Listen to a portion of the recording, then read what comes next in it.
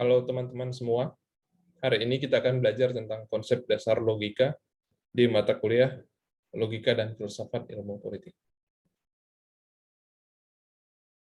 Yang pertama, kita perhatikan dulu apa itu definisi logika.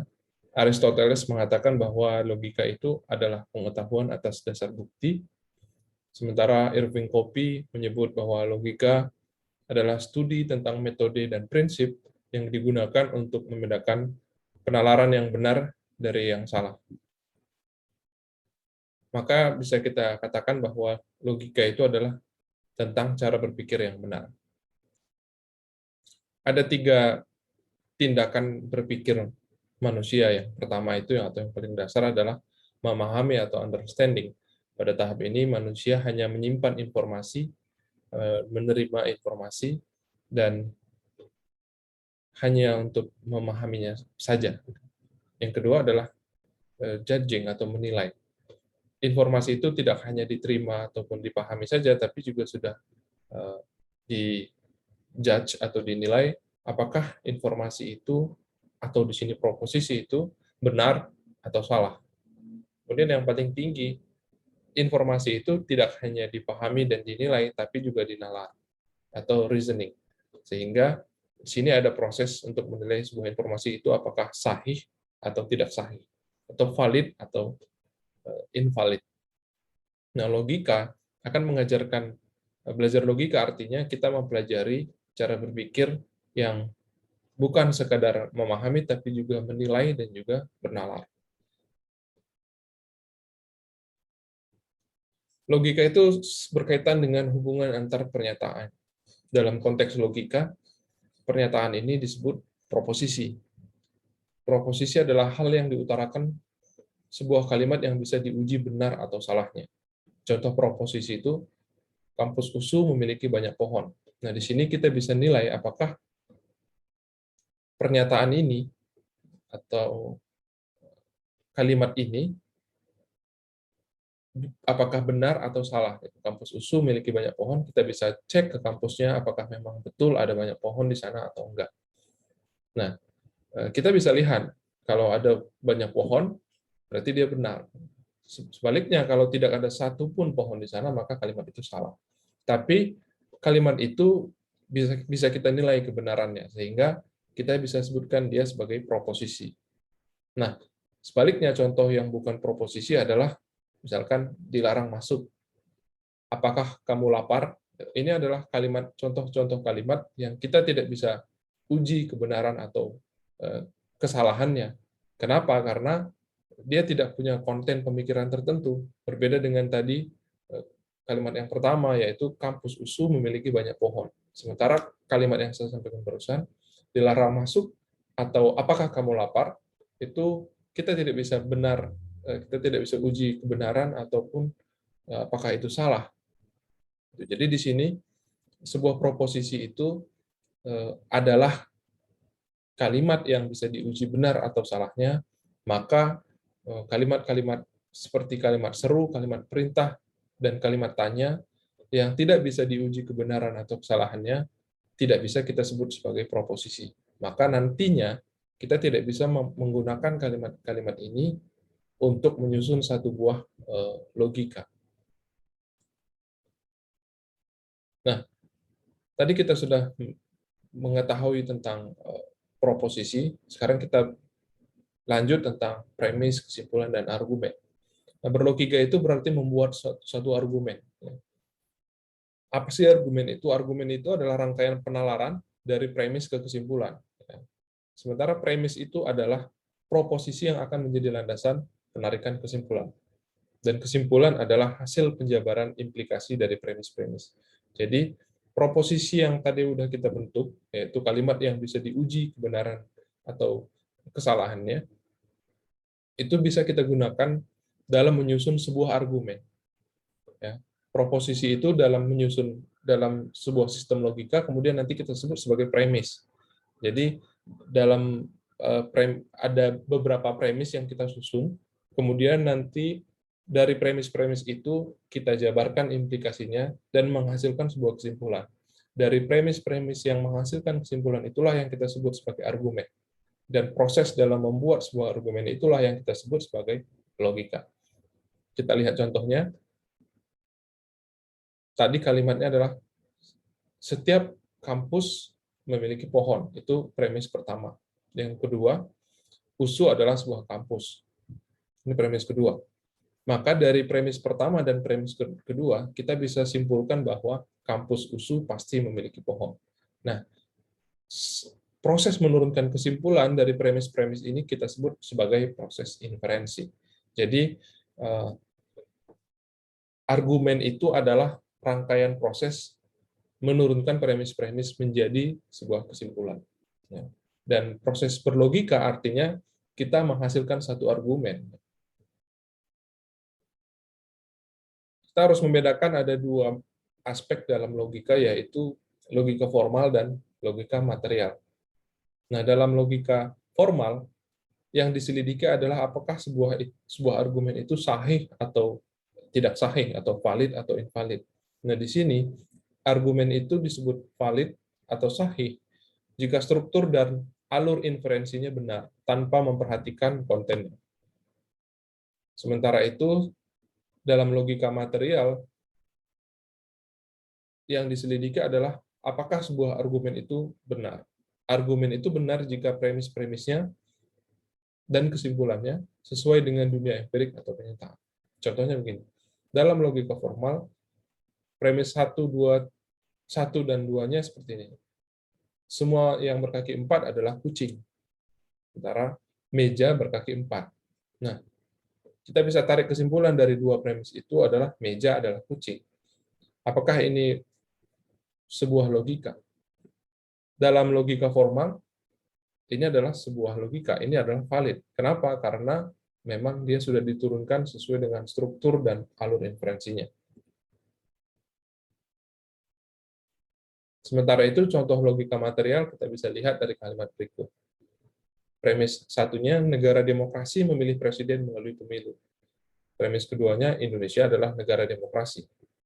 Premis ketiga, maka dari situ kita bisa turunkan kesimpulan Indonesia memilih presiden melalui pemilu. Nah, ini sesuai dengan kenyataan. Jadi tidak hanya alur dan inferensinya saja yang benar, tapi juga dia sesuai dengan dunia empirik. Bedakan dengan tadi, yang pertama di logika formal, kalimat meja adalah kucing itu tidak sesuai dengan kenyataan. Jadi situlah letak perbedaan dari logika formal dan logika material. Di mana logika formal itu hanya menghubungkan premis tanpa memperdulikan empirik atau dunia kenyataan yang sesungguhnya.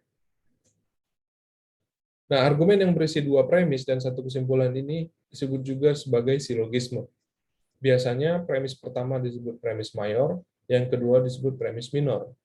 Jadi silogisme itu bisa kita sebut sebagai sebuah proses penyimpulan. Ada beberapa bentuk berpikir dalam logika. Di sini kita hanya akan pelajari dua bentuk saja, yaitu deduksi dan induksi. Kita mulai dari berpikir secara deduksi. Deduksi itu berpikir dari umum ke khusus. Artinya adalah kita menggunakan pengetahuan atau kriteria yang bersifat umum atau universal untuk mendapatkan kesimpulan yang khusus atau partikular. Berpikir deduksi ini punya 4 jenis berpikir. Yang pertama, kita kenal dengan modus ponens. Rumusnya adalah jika X maka Y, kemudian premis keduanya X, maka kesimpulannya adalah berarti Y. Contohnya, premis pertama, jika partai politik korup, maka rakyat akan kecewa. Premis keduanya, partai-partai politik itu korup. Maka kesimpulan yang bisa kita turunkan dari dua premis itu adalah rakyat kecewa. Ingat bahwa jika X maka Y, sementara kondisinya harus X. Ya, bukan Y. Apakah misalkan jika X maka Y, apakah Y sudah tentu X? Di kesimpulan itu belum tentu. Ya, misalkan kita balik. Jika partai politik korup, rakyat akan kecewa. Itu premis pertama. Di premis keduanya, rakyat akan kecewa. Apakah dari dua premis itu kita bisa turunkan kesimpulan bahwa partai-partai politik korup? Belum tentu. Kenapa? Karena bukan hanya partai-partai politik yang korup yang menentukan rakyat kecewa, karena dalam hal ini yang mendeterminasi atau yang menentukan X itu adalah Y itu adalah X. Nah, itu modus ponens. Nah, yang kedua, modus tollens itu punya punya rumus jika X maka Y, itu premis pertama. Ternyata premis kedua adalah bukan Y, maka maka dari situ kesimpulannya adalah berarti bukan X. Kita langsung lihat contohnya. Premis pertama, jika rakyat sehat, ekonomi akan membaik. Nah, premis keduanya bukan Y, jadi ekonomi tidak membaik. Maka dari situ bisa kita simpulkan bahwa berarti bukan X, berarti rakyat tidak sehat. Nah, ini menjadi semacam kebalikan dari modus yang pertama, modus ponens. Jenis berpikir ketiga adalah silogisme hipotesis. Ini semacam penalaran yang berjenjang. Jika X, maka Y, itu premis pertama. Jika Y, maka Z. Dan itu premis kedua. Dari situ kita bisa simpulkan, jika X, maka Z. Contohnya adalah, jika terjadi hujan, sungai akan meluap. Itu premis pertama. Dan jika sungai meluap, akan terjadi banjir. Nah, ini premis yang kedua. Dari situ kita bisa simpulkan bahwa jika terjadi hujan, maka akan terjadi banjir. Nah, itu adalah berpikir secara deduksi dengan jenis silogisme hipotesis. Dan yang terakhir adalah disjunctive syllogism. Di sini rumusnya adalah X atau Y, sementara itu premis berikutnya adalah bukan X. Dari situ kita bisa simpulkan yaitu Y. Jadi di sini adalah ada suatu kondisi memilih antara X atau Y, antara memilih yang satu atau yang lain. Contohnya adalah Uganda adalah negara demokrasi atau otoriter. Dari sini, dari premis pertama ini, kita lihat premis keduanya, Uganda bukan negara demokrasi. Oleh karena itu, bisa disimpulkan bahwa Uganda adalah negara otoriter. Sebaliknya, kalau misalkan premis keduanya adalah Uganda bukan negara otoriter, maka yang kita simpulkan adalah maka Uganda adalah negara demokrasi. Nah, itu 4 jenis berpikir secara deduksi. Berikutnya adalah cara berpikir induksi yang merupakan kebalikan dari cara berpikir deduksi. Jika tadi berpikir deduksi itu adalah dari umum ke khusus, kita turunkan dari hal yang universal ke hal yang partikular. Nah, di sini dibalik, kita berpikir menggunakan pengetahuan atau kriteria yang bersifat khusus atau partikular untuk dikumpulkan menjadi pengetahuan umum. Contohnya adalah kucing bertahan hidup karena makan, anjing bertahan hidup karena makan, ayam bertahan hidup karena makan. Ini adalah premis-premis yang kita susun dari yang sifatnya adalah pengetahuan yang bersifat khusus. Dari situ kita bisa tarik kesimpulan bahwa semua hewan bisa bertahan hidup kalau makan. Nah, ini adalah cara berpikir secara induksi. Kita lanjut dalam aturan-aturan yang ada dalam menyusun silogisme atau sistem penarikan kesimpulan tadi. Yang pertama, setiap term dalam argumen harus sudah tersebar di premis-premisnya. Ya, jadi ingat bahwa term itu dalam proposisi itu bisa kita bedakan dari subjek dan predikat. Satu subjek itu disebut term, satu predikat juga disebut term. Misalkan setiap negara kepulauan memiliki pelabuhan. Nah, itu ada term setiap negara kepulauan ada term pelabuhan. Ya, tadi kalau bukan proposisi dia sama sekali tidak punya term. Nah, premis pertama tadi adalah setiap negara kepulauan memiliki pelabuhan. Premis kedua adalah Indonesia adalah negara kepulauan. Kita nggak bisa menyimpulkan tiba-tiba Uganda adalah negara yang memiliki pelabuhan. Kenapa? Karena di premis 1 dan premis 2 kita tidak sama sekali menyebut yang namanya negara Uganda. Yang ada kan kita sebut Indonesia. Nah, di sini artinya kesimpulan yang dihasilkan menjadi tidak sahih atau invalid. Kenapa? Karena tiba-tiba kok Uganda yang muncul. Jadi dalam menyusun sebuah silogisme harus diperhatikan bahwa semua term yang ada di kesimpulan harus sudah tersebar di premis-premis yang ada sebelumnya. Aturan yang kedua, jika salah satu premis universal dan lainnya partikular, maka kesimpulan harus partikular. Contohnya, premis satu yang bersifat universal. Setiap negara demokrasi memiliki KPU atau Komisi Pemilihan Umum. Nah, ini kan sebuah proposisi yang bersifat universal. Sementara itu, premis yang keduanya berisi Indonesia adalah negara demokrasi. Nah, di sini dia bersifat partikular, bersifat khusus, spesifik, karena dia mengacu kepada satu negara, yaitu Indonesia. Ya. Maka kesimpulan yang harus dihasilkan adalah bersifat partikular, yaitu Indonesia memiliki KPU, bukan universal. Jadi, kalau premisnya universal dan partikular, maka kesimpulannya harus partikular. Aturan yang kedua, jika silogisme mengandung premis positif dan negatif, maka kesimpulannya harus negatif. Ya, contoh kalimat yang negatif itu adalah semua partai politik tidak setuju Omnibus Law. Nah, itu sebuah premis yang negatif, karena ada kalimat tidak setuju di situ. Nah, ada premis yang kedua, yaitu partai kejujuran adalah sebuah partai politik. Maka yang harus disimpulkan adalah bersifat negatif juga, yaitu partai kejujuran tidak setuju Omnibus Law. Jadi, premisnya positif negatif atau negatif positif, kesimpulannya harus negatif. Aturan yang berikutnya adalah jika kedua premis negatif, maka tidak bisa ditarik kesimpulan. Tidak bisa disimpulkan.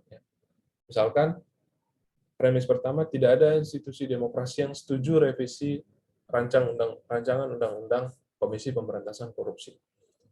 Premis berikutnya, komunitas pencinta burung bukan institusi demokrasi. Ini kedua premis bersifat negatif. Maka dari situ kita nggak bisa simpulkan. Apakah kita bisa simpulkan komunitas pencinta burung setuju revisi RUU KPK? Kenapa? Karena dia bukan institusi demokrasi? Ya belum tentu. Jadi dia tidak sahih karena di sini kedua premisnya negatif. Ingat bahwa aturannya tadi, kalau kedua premis negatif, kita nggak bisa menarik sebuah kesimpulan. Dia sifatnya masih kemungkinan-kemungkinan. Sementara dalam logika, kita harus memastikan kesimpulan itu memberikan sebuah kepastian, jawaban yang pasti. Nah, aturan yang terakhir adalah jika kedua premis partikular, juga nggak bisa ditarik kesimpulan. Ya, jadi setidaknya harus ada premis yang universal. Misalkan, dua premis yang partikular adalah Soekarno adalah seorang presiden. Premis berikutnya, Soekarno memiliki banyak hewan peliharaan. Apakah kita bisa simpulkan presiden memiliki banyak hewan peliharaan? Belum tentu. Ya. Kenapa? Karena yang di atas tadi adalah dua premis yang bersifat partikular. Jadi ingat bahwa dalam aturannya, dua premis yang bersifat partikular nggak bisa kita tarik kesimpulan. Sehingga akhirnya kesimpulan apapun yang kita hasilkan menjadi tidak sahih.